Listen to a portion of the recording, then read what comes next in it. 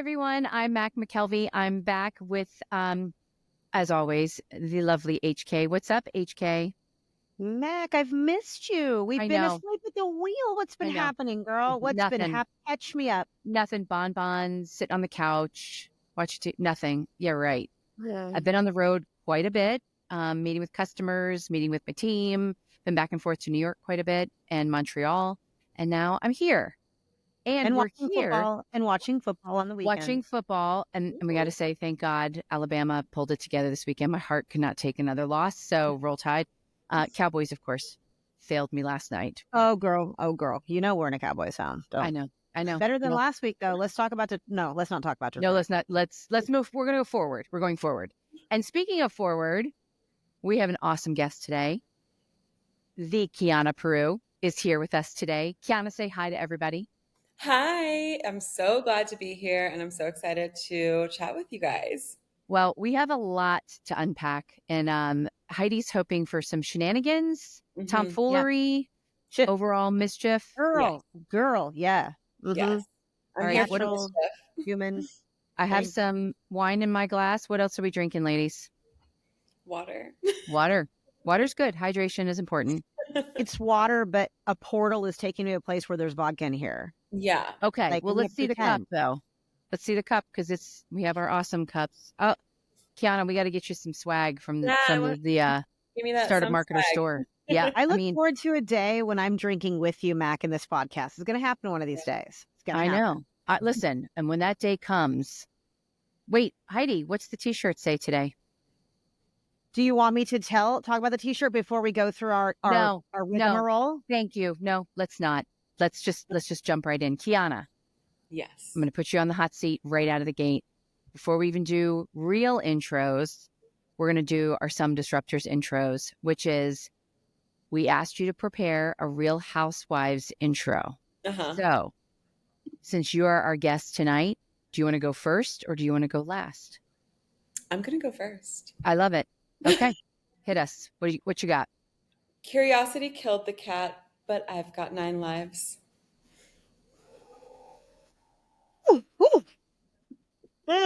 I mean, you set the bar. That is guests that are listening that are preparing for their upcoming podcasts. Said bar has been set by Miss Kiana Pirouz. Honestly. All right, HK, what's yours? If you think my T-shirt makes a statement, wait till you hear me roar. Ooh. Today, well-behaved women rarely make history. Is that Mae West? Who was that? Who said that?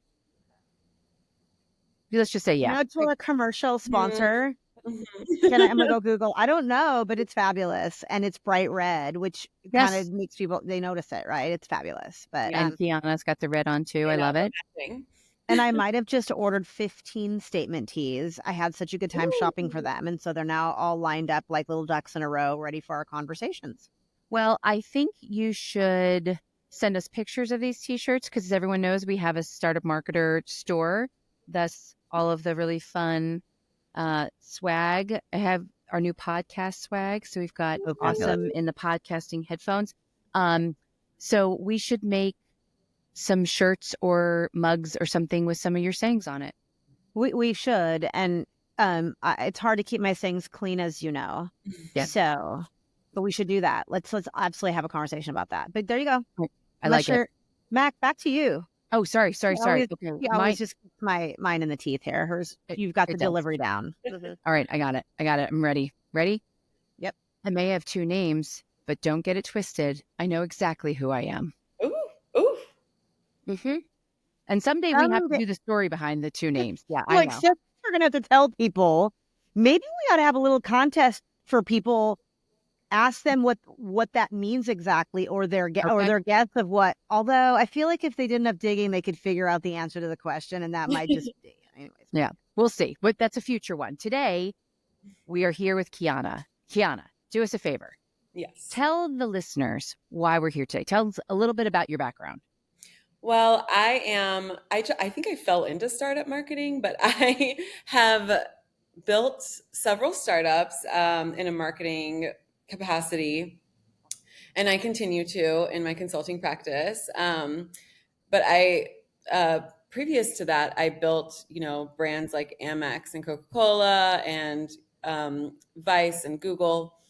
I like to say that my career is not just a career in marketing, but I started my career in 2008. So my career is literally building brands through the evolution of social media. So I have seen it all, like from day Great. one, like um, MySpace, and from the first hashtag campaign, and we did Small Business Saturday for Amex, and so I've taken all of that, and I've really I think I'm a generalist, and I want to have a niche, but I do it all. But I really like brand building. I really like doing it from a community perspective, and my sweet spot is organic growth, not necessarily paid. Well, So I think yeah, that's going to be music to our listeners' ears because, as we know, in the startup world, budgets are rather light. A little yes, different for Small Business Saturday with Amex to yeah. a startup budget. Yeah, Those are a little different. So you got to get really creative. And I love that we're talking to somebody today that understands there is an art and science to there organic as is. well. Yeah, there is. Yeah. Well, let's jump in. I know you. We met how many years ago now did we meet? You know what? That number Five is or going to six? offend me. So it's I been too know. long. I feel like we met in 2019 or 2020. No, that's the pandemic years. I'm like, were you Pandemic year. pre-COVID or were you post-COVID? I don't know. Pre-COVID. Yeah, So maybe 2019, yeah, 2018, maybe 2019. 2019. Yeah, yeah. And you were with a brand known as, We Are Rosie. I want to talk about We Are Rosie. Hmm. So, huge fan of Stephanie and the founding of We Are Rosie. We've all watched the explosive growth. We want to dig in and let's talk a lot about that today, if you don't mind. Amazing. I would love to. So, take us back. You Okay. started at We Are Rosie. How big was the company at the time? So she approached me when she first started the brand, like the first inception of an idea. And a few months after that, How did she find you, Kiana? How did she so find this is you? actually a funny story. I was working at an an IPG agency, and I get a LinkedIn message from this person named Eric, who I know personally because he was my college boyfriend's roommate. And I was like, Eric, what are you doing messaging me on LinkedIn? He was like, hey, my wife, like, I feel like she would love talking to you. And I was like, cool. So his wife is Stephanie. Oh, see, this cool though. This is a good point. You Yeah. never know where you're going to meet someone. You You never, never know. never know. You You never never know. know. And your That's cool. reputation and your name means Exactly, everything. exactly. So I met with her, and I was so inspired by her vision and ultimately what she was building at the time. This was before COVID, this is before remote work. And I believe she had like three full-time employees at the time in like summer of 2019. She worked in sales for companies like Microsoft, and she, took a sabbatical after having kids and was just having a bunch of conversations, coffees with people, as we do when we go freelance or take a sabbatical. And she started noticing a pattern that like there's not people don't choose going freelance all the time from a place of like I want to. They do it because they might have experienced some discrimination at their place of work, or they're a caregiver, or for many reasons, maybe they're neurodivergent, or maybe they don't feel like a sense of belonging. Let's say someone who is transitioning. And so she realized like, oh my goodness, like there are corporate refugees. And Stephanie's Palestinian too, so she really like has a soft spot for people who don't have a sense of belonging. And so she really like took her life experience and turned it into this beautiful mission that became We Are Rosie. And ultimately, We Are Rosie is a community of freelancers where We Are Rosie, the organization, the company, places talent with like enterprise clients, whether it's brands, Fortune 500 brands, or ad agencies like the holding company agencies. And it's not recruiting necessarily, and it's like not staffing, but the magic is in seeing people for like who they really are and what they really want versus like just who they are on their resume. And then operationally handling the onboarding for the client. So they kind of like are handling the onboarding, making sure that the talent is all set up. Um, it's like concierge service, but in a really cool way. And, I joined because it was an all female team. I really liked her mission. And I had just done so much kind of like super corporate work, which was awesome. I learned a lot, but it was just like so cool this was my first startup. So I was like, Okay. well, I yeah, want to come back to that because I yeah, want to hear all about that yeah. transition from corporate into startup world, but keep I going. had never been a head of marketing. Like, I think head of marketing can mean so many things. Like, CMO can mean so many things. And I had done branded content before, like at Vice and the media agencies. I had done like account management. I had done content strategy, but it was such a beautiful challenge to build this brand based on values and not necessarily screaming into the void to people who might not resonate with our values. And we were very bold about it. And yeah, it was beautiful. I think I was like the fourth or fifth hire, and I was the only marketer for like a year and a half, I think. So Always. classic Yep. startup. But yeah, I think it was like the highlight of my career.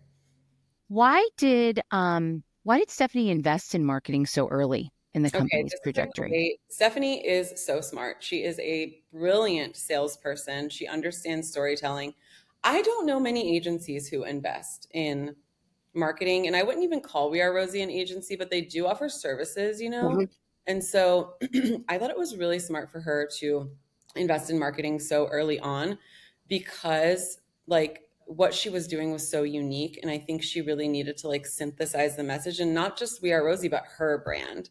So like on top of Rosie, like I really like prioritize her personal branding and like her LinkedIn and her Twitter and stuff like that. And so I think that she invested in marketing because she knew that she had a really strong story. She just had no more bandwidth. As I'm very proud of her for that, because a lot of founders, I think, are a little bit nervous to kind of like step away and like loosen the reins a little bit.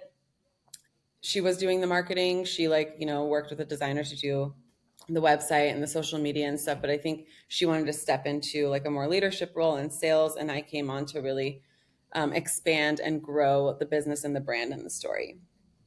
One thing I love, Mac, about founder CEOs that come from sales, Mm, they do understand how important marketing is as a partner, that whole PB&J. Those are some of my favorite CEOs and founders I ever work with. They came yeah. from sales. They don't always understand the things you do in marketing or believe that all of the marketing, like the trickery that we do over on that side of the house, is real.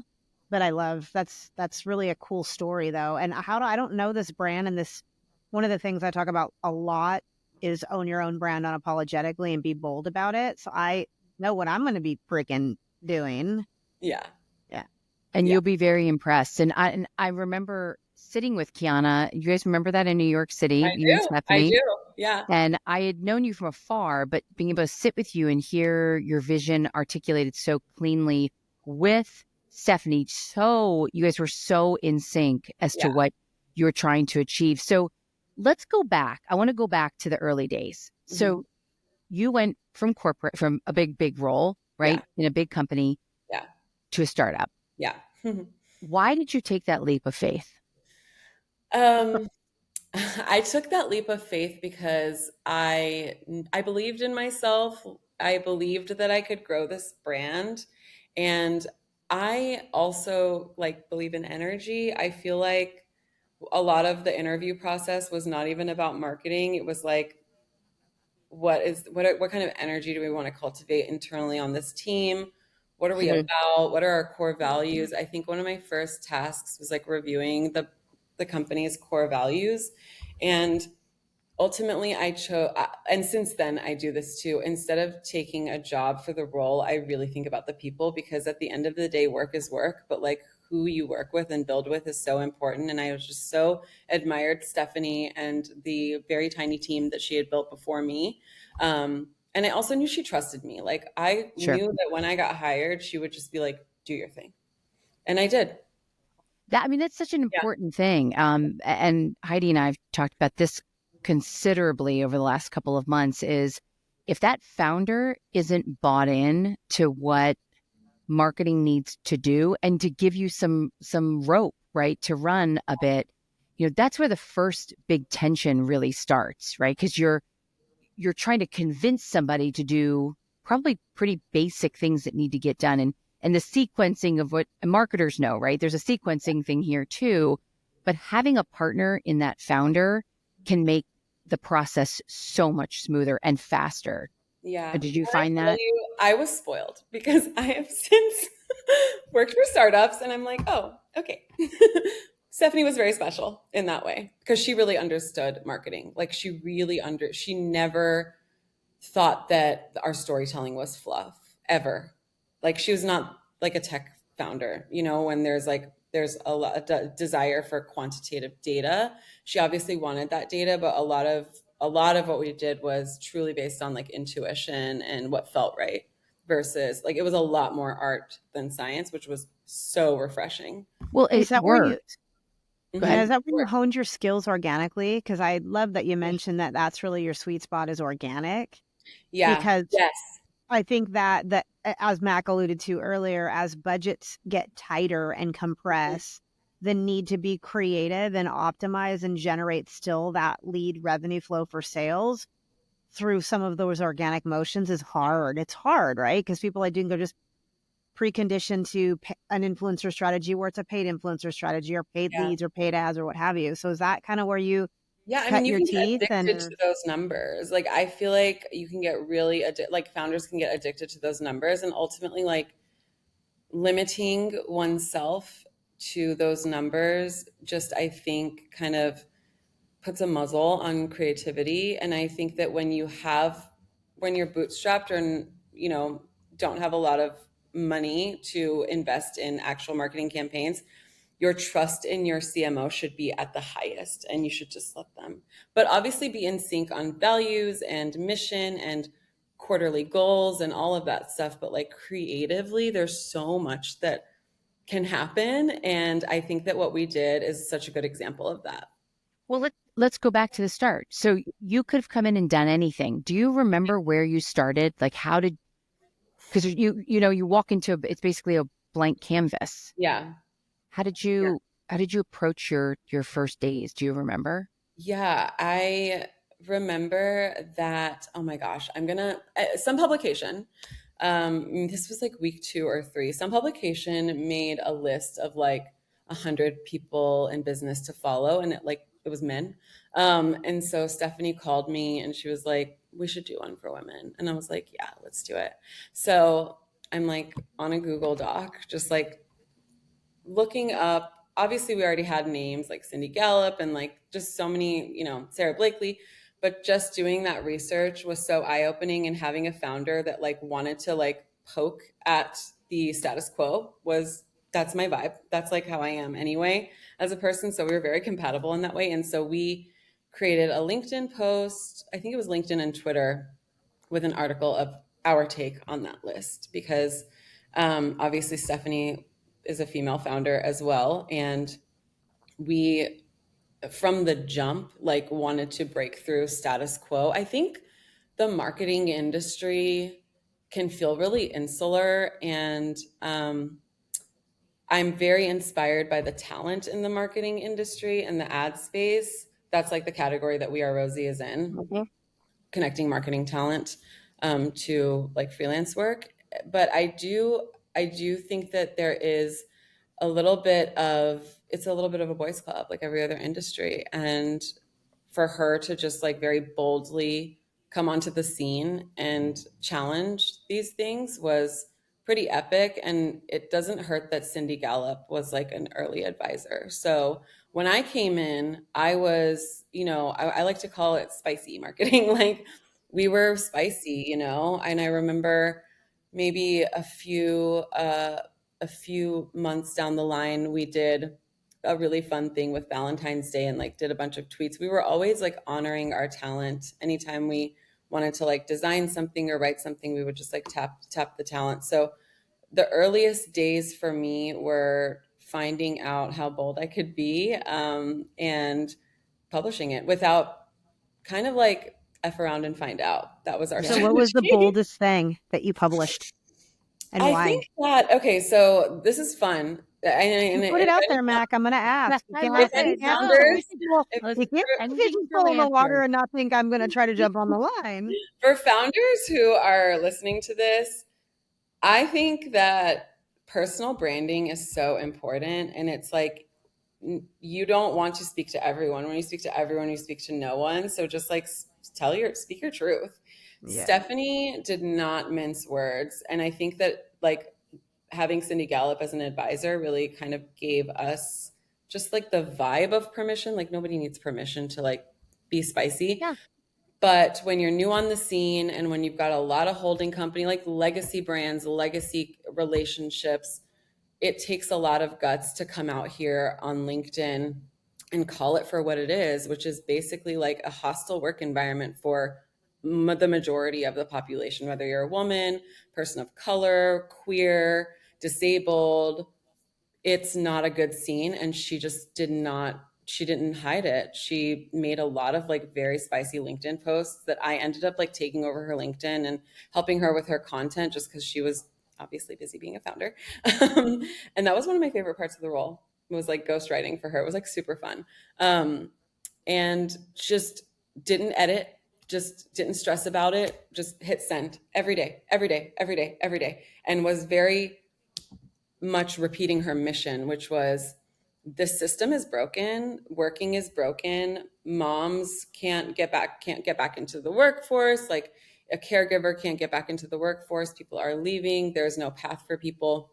And I won't say like I won't say any profanity, but like she basically called BS on the whole industry, and the whole industry kind of started noticing her and We Are Rosie.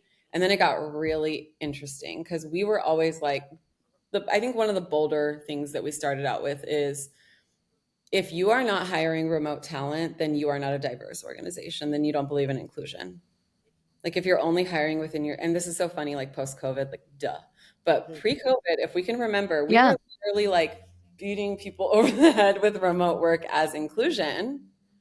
And, you know, CEOs, CMOs, and like the agency heads were like, no, we don't They do have to that. physically be here Yeah, so we can monitor them. I know it's the way we've done things, right? And so Always. things really took a turn for this business.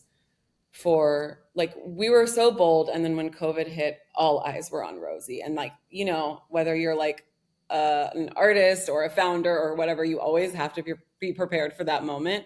And we were, yeah, You were. yeah. So those are bold ideas. Mm-hmm. Along the way, were there any ahas that you were like, "Ooh, we're not going down the right path," or aha, we are definitely going down because we're starting to get some inbound. Like, how did you think about the Yeah, ahas and that's a how great, did you approach it? that's a great question, because think about traditional marketing. You're speaking to your customer, right? Like the customer for We Are Rosie, the business model is that the money came from a fee that the agencies who are hiring or the companies that were hiring marketing talent would pay Rosie. So you would think that our marketing would be talking to them. No, I came in and I was like, no, I don't care. That's fine. We're going to talk to the talent. We are going to talk to the talent. We're going to speak to them. We're going to make them feel seen and heard in the way that their companies did not before they went freelance. We're going to galvanize a movement of freelancers in the marketing space who know they deserve better, who need an advocate. We stood as the advocate for them. And so I immediately stopped marketing to like I stopped doing B2B marketing. Our marketing was only galvanizing this community. We went from like 2,000 people in the community when I started to I think like 20,000 when I left. So that was like 2 years. Wow. Yeah, or 2 years. Yeah. So one of the early things is I did B2B for sales enablement material, and like the website, of course, but I didn't do it in any marketing.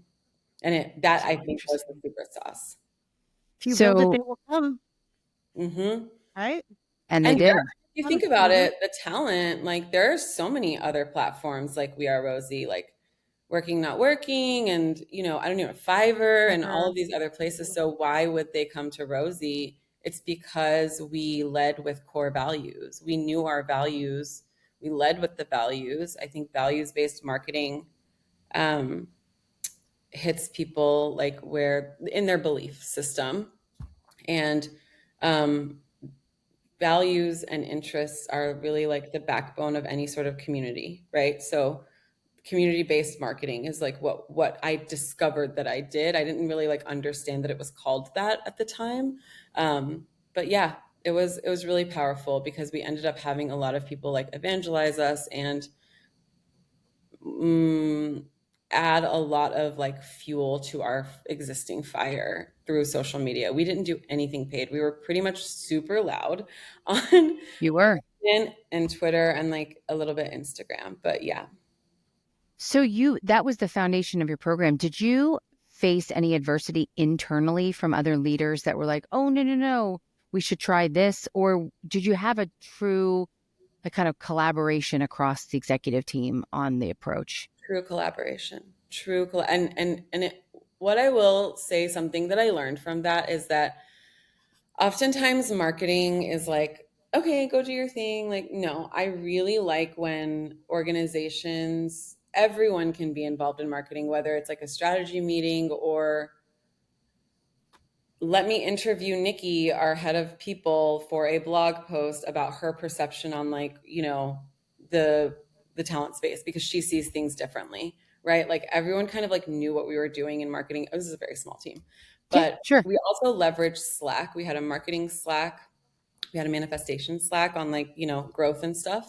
And so I was just very active in like, please like and share this one. So everyone at Rosie would like repost and retweet at the same time. And they did it. They actually did it. I've since been at companies where like I've sent that in a Slack and like the people have not, like the staff did not. And I think that senior leadership, starting from Stephanie on down, we all were like along for the ride, and we all were, this was like her baby, this was our baby, we Yeah. all wanted this to work and grow, and we believed in it. And so everyone was involved in marketing, no matter what role. And it was so beautiful. And it actually, operationally, people wise, because I was the only marketer for a while, I got to foster someone's career at Rosie who was started as Stephanie's assistant.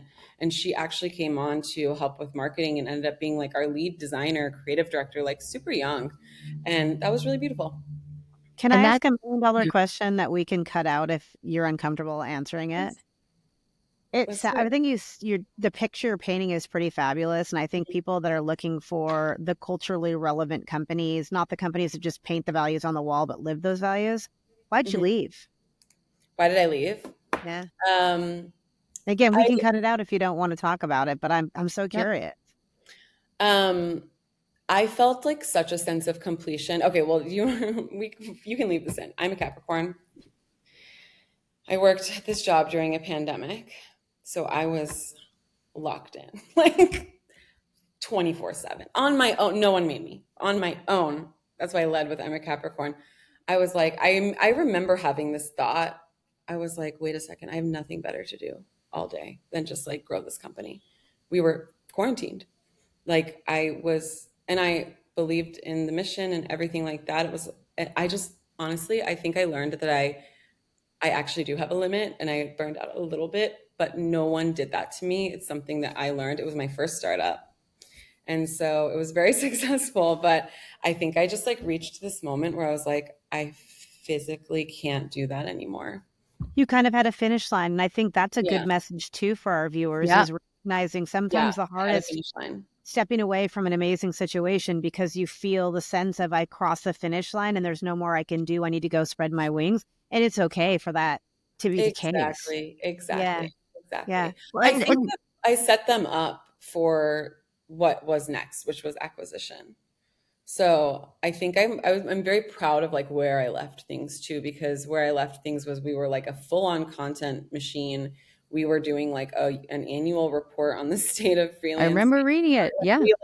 It like really it was set the stage for acquisition, and so I'm really proud of that. But yeah, I left because I burned myself out because I was like obsessed.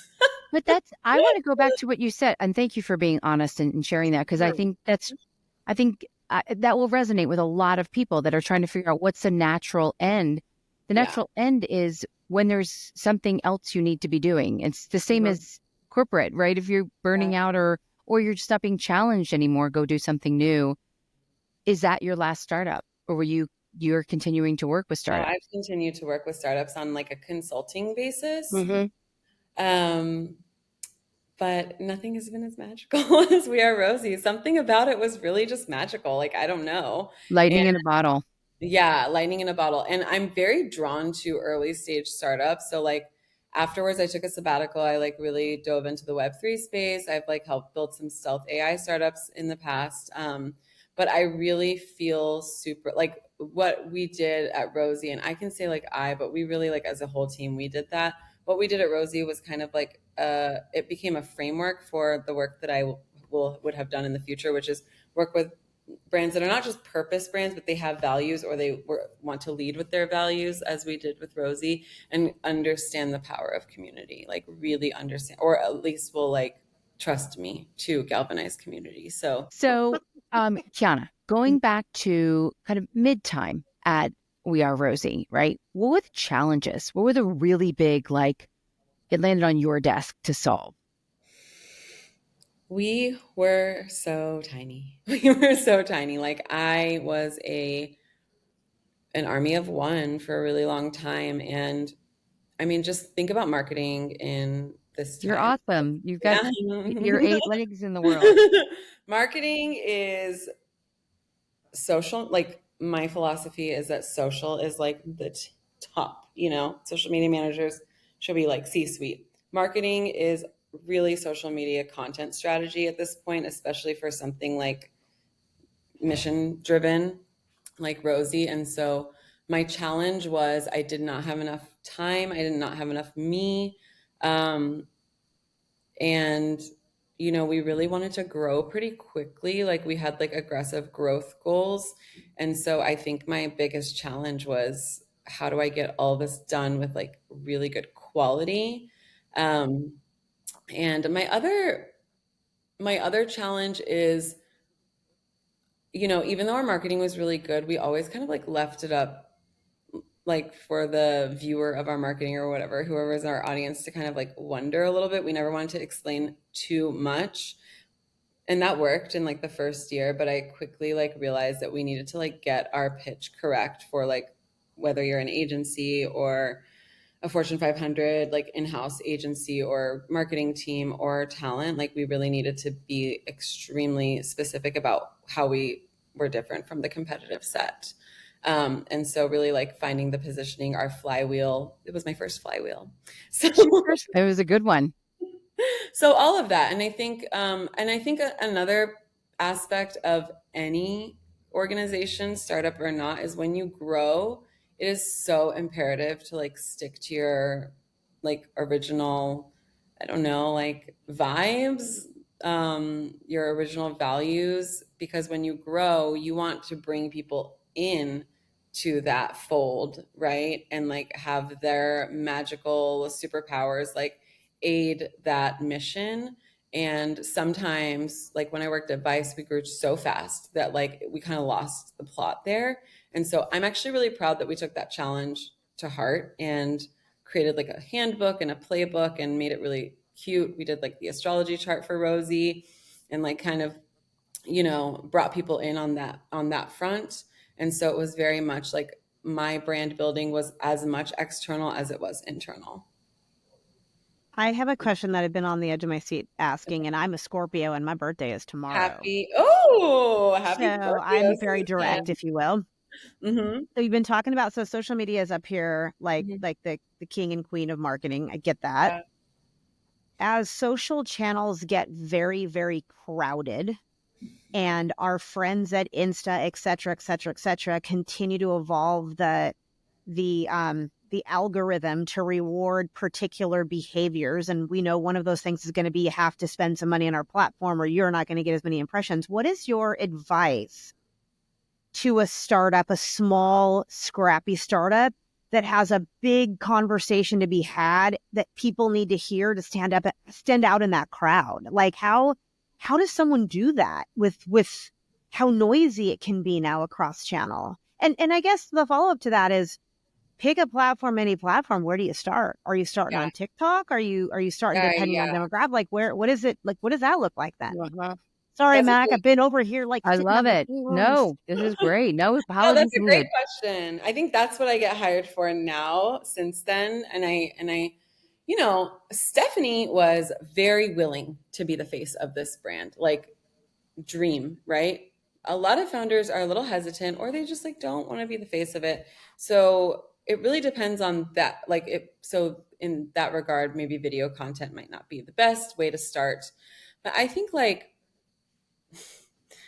if you're trying to start a conversation, and this might be this, take this for what it's worth. I know that there's so many verticals, there's so many industries, there's so many different kinds of startups. For someone who really wants to start a conversation, like be you. Do not talk in the voice of the brand. Be you. Be you. Do not post on your brand's page. Like be the founder. Be the founder and talk your talk. Talk about what pisses you off. Why are you solving this problem? Like, why does it bother you so much that you have decided to be a founder? Like, that's what caused this, and what are you trying to do about it? And like, what is lighting your fire about this? When your fire is lit and you are like at the point, like, I'm not going to say rock bottom, but at the point of like bursting, you have to burst. Like, you have to, obviously, with kindness and like energetically, like burst in a LinkedIn post, if you will. But as a Scorpio rising, like when you have to get it out, like you have to reveal your truth, and people will resonate with that. Then the right people will resonate with that. And the beautiful thing about that is you're weeding out the people who don't. You don't want them. You don't want them in your. So if a founder's not willing, if you're a marketer and you're hired for a startup and the founder's not willing to be the face, and Mhm. it's a product company and they've Yeah. got something really cool, and gosh, I think about Escape and the Yeah. robot, that Yeah. product specifically. How do you get out in front of people and stand out in the noise? Like Yeah. how I like think that just feels like that keep a social media marketer up at night, right? it does. I do think I do think it does. And I mean, I think it just all goes back to what your content strategy is. Like what are your goals? Who are you speaking to?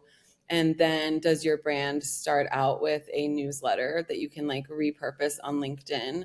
I definitely think LinkedIn is a great place. I think for startups in the tech space, Twitter still like is possible, but their algorithm has gotten like a little wonky since it got taken over. Um, but I, That's being very politically correct. And yeah, it's RIP gotten Twitter. very wonky. Yes. um, but I think like a strong content strategy. It's so funny. Like I'm just gonna be real with you. I did not know I did not build a content strategy at Rosie. We just were like, you know, purging onto the feed. But then after my role there, I started doing personal branding for some people, and yeah, content strategy. What are your goals? Who is your audience? What are you trying to say? What are speak to them? What are their pain points? What are their behaviors? What are their values? What are their beliefs? And speak directly to them. I know it's like a little bit formulaic, but it really does work. And whatever it is, whether you are the face of the brand or whether you are not the face of the brand, you clearly, there's a reason. Post about your reason. I swear to God, once a day. You're right. I swear to Can I God. ask the follow-up question that I want to ask, Mac? Go How ahead. much how about AI and chat? Like how much is real vulnerable individual humans writing versus go train one of these amazing tools on how to think and write like yourself? Like I, I'm adopting the hashtag written by me, not chat GPT, just because I get yeah, it. that's a I really love, I good. mean, so I what's your really thoughts on that? I really like that. Actually, it's so funny because I was just doing branding for an AI startup. And, you know, I would even tell the founders, like, if you just want to like fill up your website with SEO content, for sure, like AI it up, like get those headlines, like do your thing. But if you're, wanting to connect with people, like I think it's okay for ChatGPT and Claude, which I love better than ChatGPT, to input your writing, like train it on your writing, have it make like, let's say you want to make a series of tweets instead of a blog, it will familiarize with you and your style. But I would always, like, as a brand strategist, I use ChatGPT or Claude when I have all of my behavioral aspects of an audience persona, and I will just ask the AI to like do the kind of like back end research for me. I'm still in Same. I control love, of love. Yeah. the idea and the vision. I'm just like cutting down on the busy work that I would eventually get to anyway, just by doing research. For writing purposes, I do feel like you don't have to write 5,000 words on LinkedIn. You could write one sentence every single day, you know? And I Start think, small. yeah, Thank you for saying that. Cause I yeah, think people, even yeah, myself, were overwhelmed. We don't know. Cause you see I people with know. the novels and then see people with the short and you don't really know, right? Well, When you're getting started. the other thing, I think this is such a good question too, because to stand out sometimes is to like be super intentional and not like, yes, talk about your mission and your why every day, but like, leave people with wanting a little bit more. Like that's what we did in the beginning of Rosie. We never called ourselves an agency. We didn't even, we did never said what category we were in. I always said we were a category creator, so we're never gonna align with a category. We're just gonna like pop out here and not. One of our marketing strategies was that we don't explain ourselves, and so leaving people with some questions. They might be negative questions. That's okay. You're still gonna answer them and start a conversation. That's part of And marketing too, right? it's just It's good what you don't every do. day. Yeah, exactly. It's what you You know, don't. I think that that's something we don't spend enough time talking about as marketers is that, there should be a list of things you don't do. Yeah, And as you're growing as a company, keeping that list is just as important as the things that you do, right? yeah. And you Be keep loud testing and about learn. that. Yeah.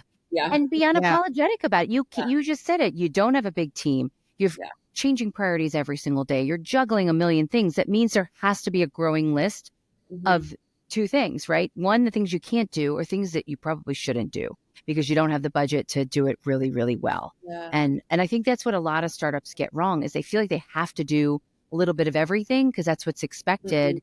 And I just don't think there's one magic formula that works for No, every there single isn't. company. There isn't. There's definitely not. And that's why I love my experience at Rosie, but that was a very specific like concoction of scenarios Yeah. where, you know, perfect storm kind of vibe. I definitely gained a lot of insights from my time there, but not everything is applicable.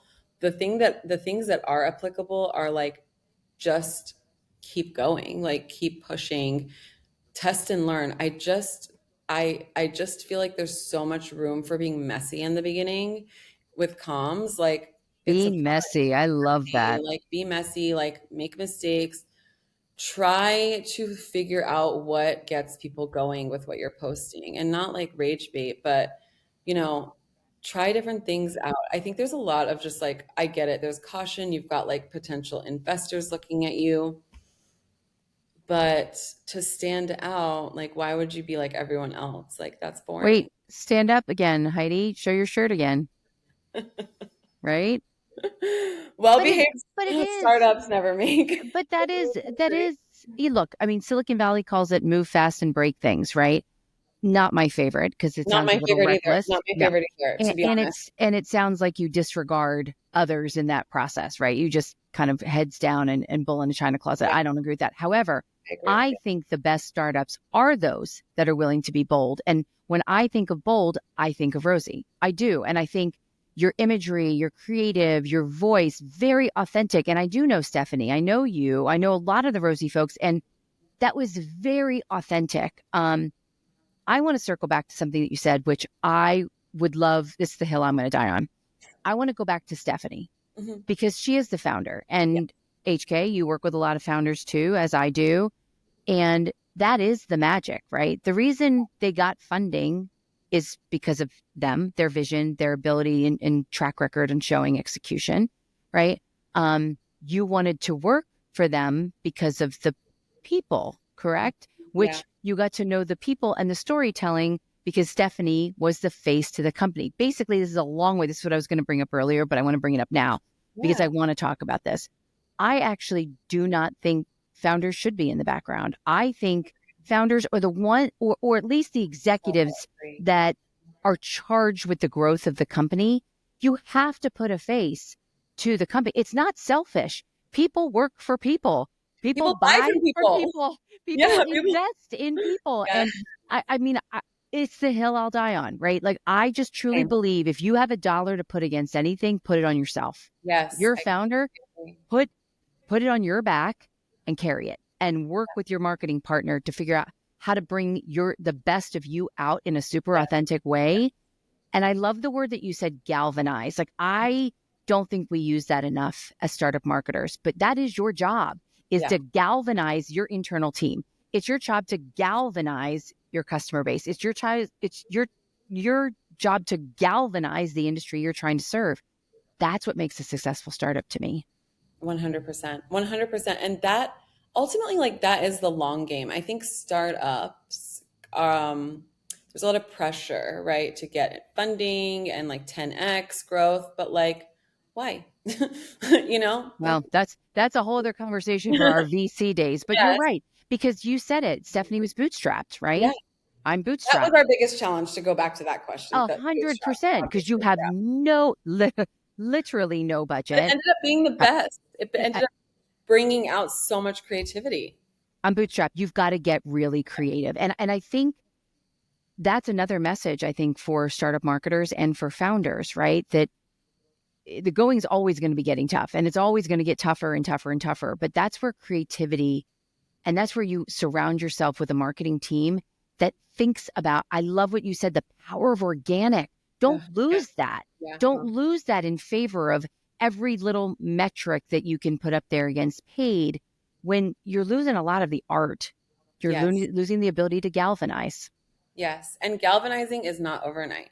Yeah, Virality does not always galvanize. But if there's one observation that I've had, not at Rosie, but since then, is this desire to just like, when a marketer is hired, to like see the results in 3 weeks or a month, and that's just, I don't know, maybe I'm not a great marketer, but that's just not, um, it's possible. You could put ads everywhere, all over the sure. world, and the moon and the stars and stuff, but like, to me, that's like not brand building. Personally, in my hot take, that's not really brand building. Is a conversation. It's a feeling. It's a vibe. It's people. Like, it's a relationship. And relationships, you don't like become besties with someone for like after 5 seconds of meeting them. You get to know them over time and like discover things about them. They discover things about you. And it's like, that's what I mean when I say the long game. I understand the desire to grow, but I think that it puts marketers in a place of, it doesn't set marketers up for success when there's such an opportunity to like cultivate and galvanize with intention and like with more reasonable growth metrics that will ultimately garner like a lot more success. I think the fact that marketing doesn't have a churn metric generally in their KPI stack is a mistake, because you focus on the growth aspect, and Mac and I have talked five times more expensive to acquire a new one, blah blah blah. But that churn metric lives generally in CS or AM if you have sales teams.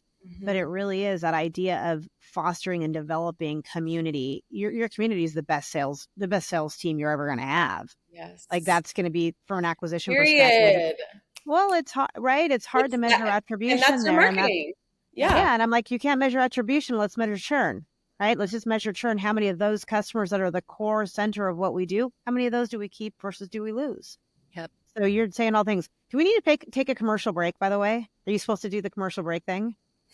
You probably should have done that about 10 minutes ago. We'll be right back. We love startups, but marketing for them can be hard. Whether you're a founder, a seasoned marketer, or a recent marketing grad, Startup Marketer is here to help. Startup Marketer, or SOME for short, is a first-of-its-kind marketing ecosystem designed by startup marketers with experience working with over 100 startups. We understand the unique challenges you face because we've been there, and we're sharing our cheat codes for success. With bespoke marketing templates, on-demand courses, interactive sessions with experts, and a vibrant community of like-minded professionals, Some combines accelerator muscle with community wisdom. You can even book an expert to troubleshoot or ideate in real time with senior strategists and senior doers. In a world where marketing is a critical element for startup success, Some equips you with everything you need to drive growth and stay ahead.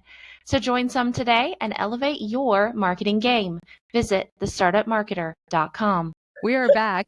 Thank you, Heidi, for reminding me to thank our sponsor, which is the Startup Marketer, which is the truly the only and the first and only startup marketing ecosystem and that's what this podcast is for, is interviewing people like Kiana who've done the work.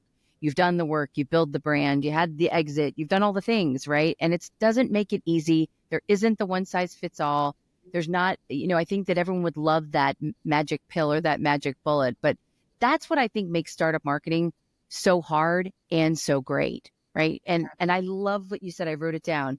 Be messy. Yeah. Man, I love that. What's advice to your younger self? If you could go back and do it all over again, are you like, mic drop, perfect, got it right? Or are you like, wow, man? It's a good one.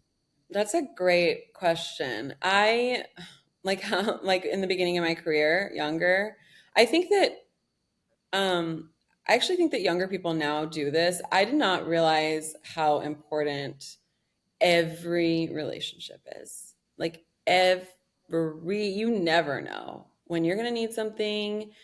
Your reputation, like I don't believe in resumes anymore. If you're making content, your online presence is your resume. Like, and that's not to say that's not to say like don't post, but I wish that I had built a personal brand sooner. Like working alongside Stephanie, I was like, oh damn, like you could just like post some things and then get some awards. Like, whoa. Obviously that's very simplified.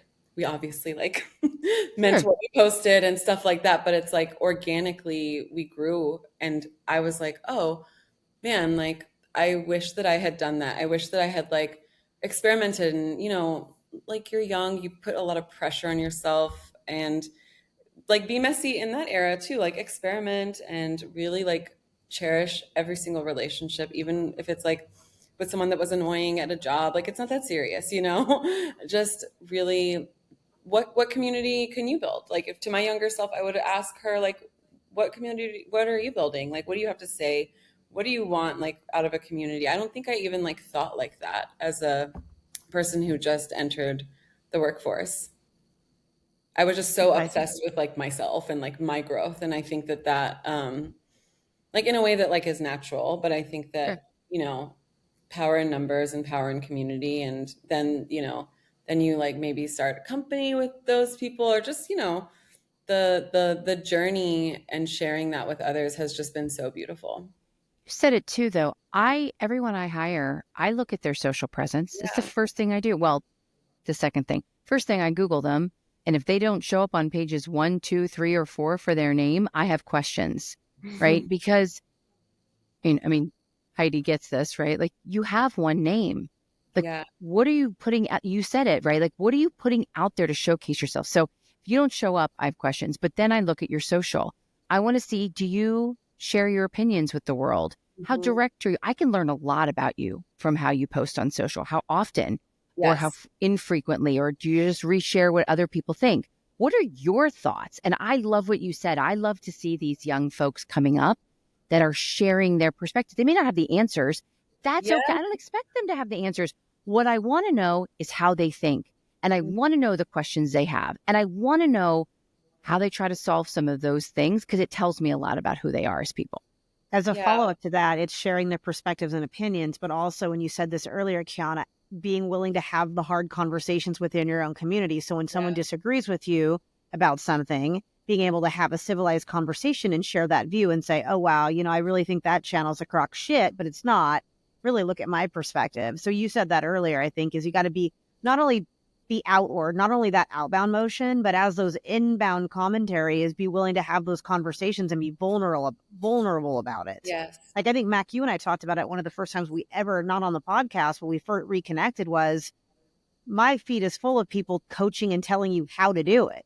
And so I said, when I start to go out there, I'm going to talk about vulnerabilities and all the mistakes that I made and stuff. I think I just posted one last week about my why, and not about why you should have a why, but how my why is very different now, all these years later as an empty nest. Before, I went out there and said it was about money.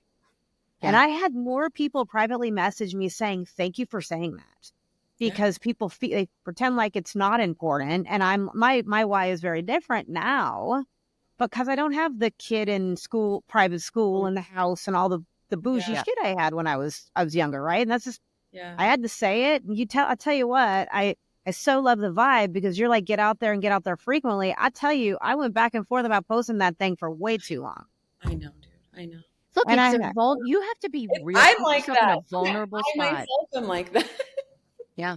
I wish no, it's hard. And that's not to bring it back to Real Housewives, but curiosity is my thing. Like, that's my maybe ultimate like path or value, is that it doesn't, like, what questions are you asking? This could be pertaining to marketing as well, like a founder. Like, you don't always have to have the answers. Actually, it's so beautiful to not have the answers, because it means that we're growing and we're learning. And Heidi, what you're saying is so beautiful about what you want to post, and what you're posting about vulnerability is like, that's refreshing. That's not boring.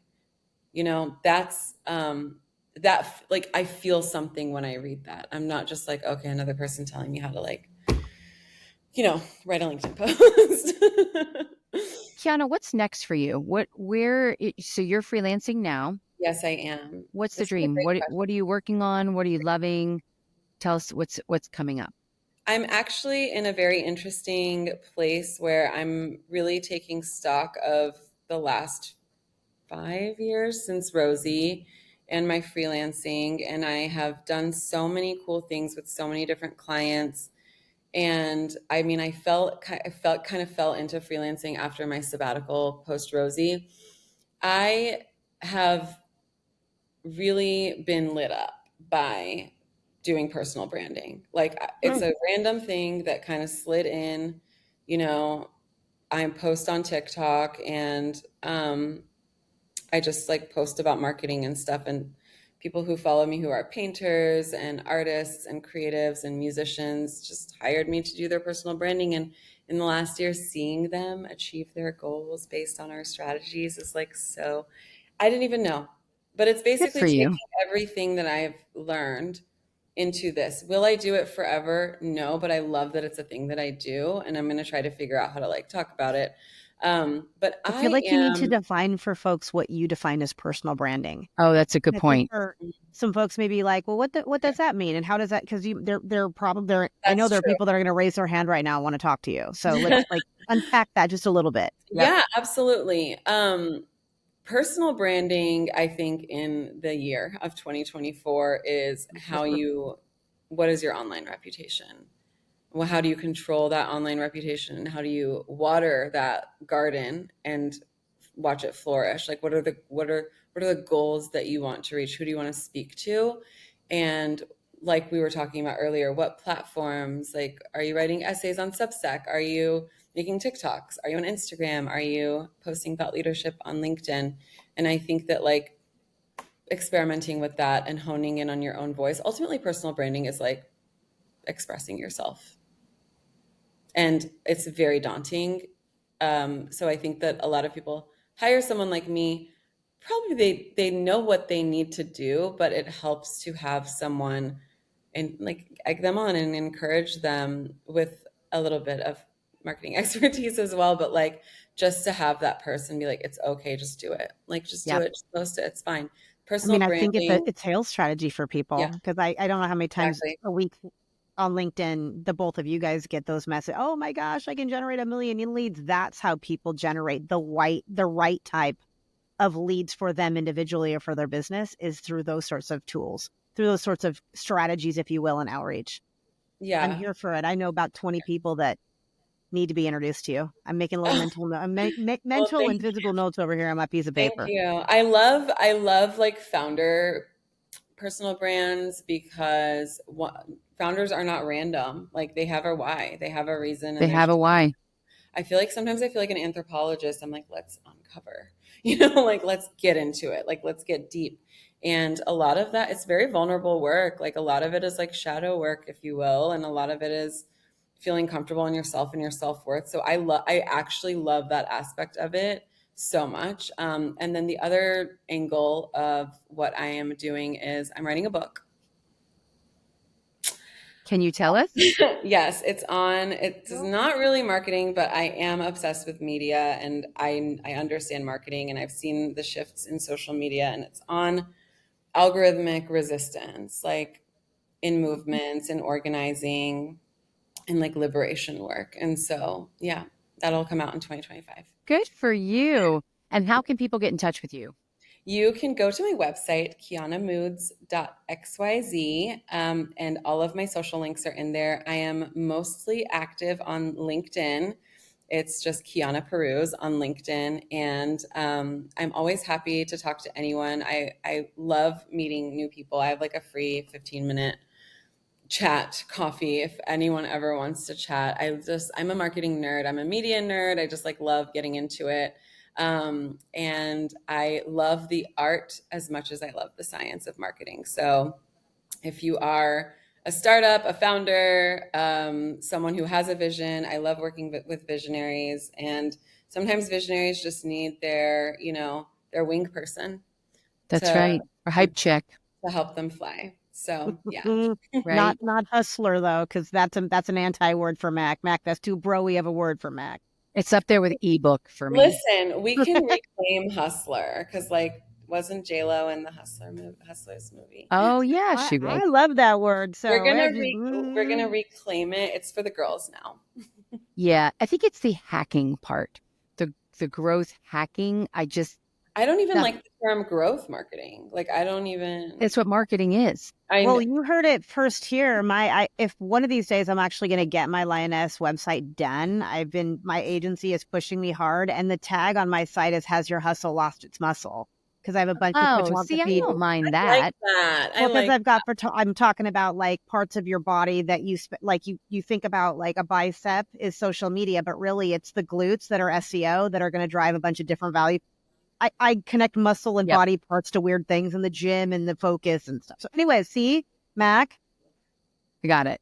I got it. We're on the same page. I love it. I love it. Well, Kiana, I can't thank you enough for being here today. People check out We Are Rosie. Like I said, Kiana was just absolutely instrumental in building that brand, turning that company into the massive success that it has been and continues to be. Stephanie, dream founder to work with as a true partner to the marketer. So you were able to actually bring that vision to life. And I think we want people to hear those stories. That's what disruptors do. And Thank you. it's been you a are joy. some disruptor. I knew it would be fun. You were a Oh joy, my goodness, so absolute much joy. fun. And I just want to say, Mac and Heidi, I didn't even know I needed a community for startup marketers. Like it didn't ever occur to me, but my biggest grievance is that I'm isolated, I'm by myself. Even if I'm working at a startup, I'm the only Yeah. marketer. So thank you Yep. for the concept. Thank you for creating a community. And I'm so excited to see how it grows and flourishes. Send them all in. I 1,300 will. and growing, but we need Yes. everybody in the If you ecosystem ever need because help with community, just let me you're my first call. know. You think I'm kidding? No, I'm so down. I'm so down. I love the mission, and Love it. obviously, selfishly, it benefits me as well It as a does. startup marketer. It benefits us all. That's the point of Yeah, the ecosystem, right? yeah, It is to lift everyone, so vendors, brilliant. agencies, freelancers, the individual practitioner, the founders, the new graduates. Like it really is designed to help all of us not feel alone Yeah, and be supported with our fellow community. So that really is at the heart. And so join us if you're not already on the Startup Marketer. We're on thestartupmarketer.com. Find us on LinkedIn, trying to keep conversations going over there fruitfully. And again, Kiana, thank you for joining us today. I'm Mac McKelvey, And I'm HK. and we'll be back soon with another episode of Some Disruptors. Have a good one, everyone.